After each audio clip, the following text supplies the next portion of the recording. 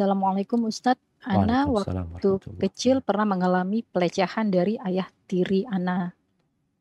Mengalami pelecehan dari ayah tiri. Dan ibu Ana juga tidak bisa berbuat apa-apa. Saat ini ayah tiri Ana sudah meninggal, namun sulit rasanya memaafkan ibu, mengingat perilaku ibu dulu yang diam saja. Ini ada satu lagi yang mungkin juga serupa Ustadz. Saya mengalami kekerasan saat kecil hingga saya sempat kabur dan tinggal dengan salah satu keluarga, sampai trauma baik fisik dan mental. Saat ini alhamdulillah saya sudah menikah dan memiliki anak.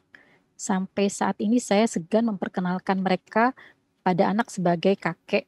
Khawatir cerita dulu terbuka atau anak-anak jadi mengikuti perilaku kakeknya. Apa saya salah Ustadz? Tafadhol Ustadz. Masya Allah, barakallahu fiik, Allahu Akbar jamaah. Nah, bicara yang pertanyaan pertama, seorang anak yang sulit untuk memaafkan ibunya.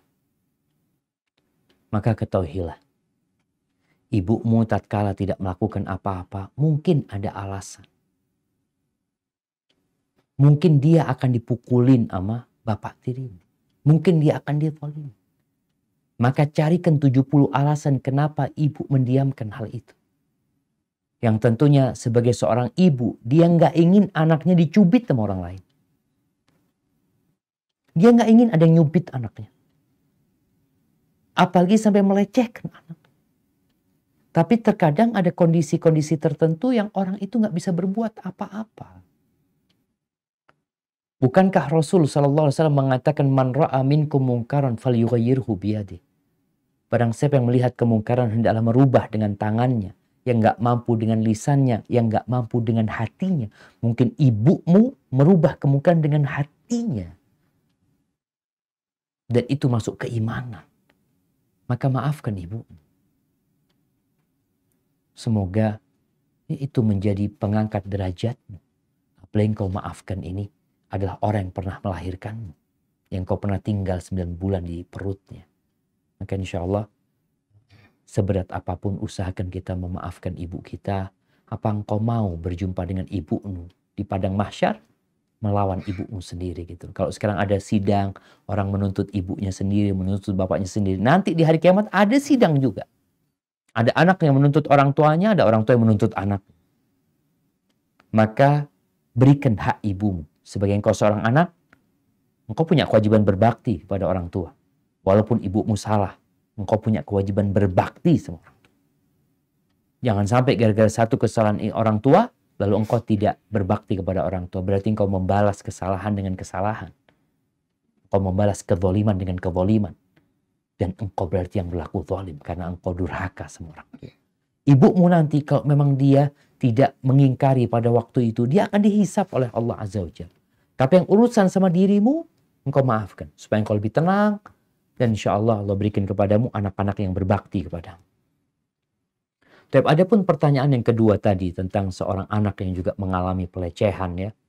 Kalau ini sampai kabur dari rumah orang tuanya, hidup sama orang lain, sampai akhirnya menikah.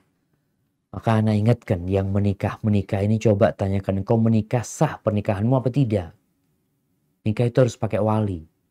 Siapa walimu ketika menikah? Kalau orang tuamu atau walimu yang memang dia punya hak menikahkan dirimu, alhamdulillah pernikahanmu sah. Tapi kalau enggak, kau harus memperbaharui pernikahanmu.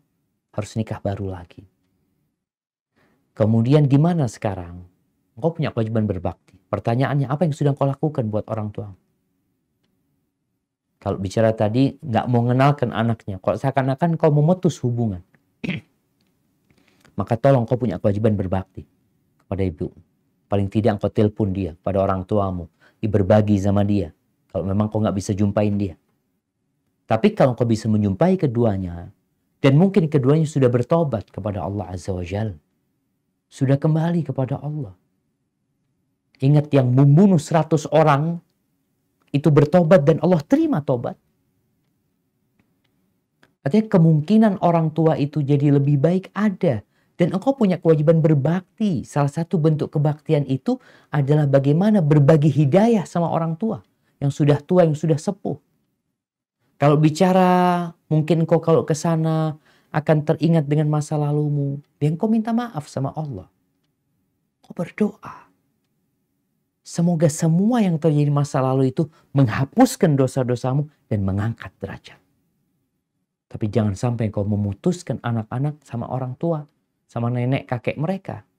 Kecuali dalam kondisi memang kalau ketemu sama orang tua, diajarin yang tidak benar. Nah, kita ketika itu harus memprotek anak-anak. Mungkin engkau yang berangkat ke sana, anak-anak tidak. Kalau memang ditakutkan anak-anak itu akan diajari perkara-perkara yang dosa.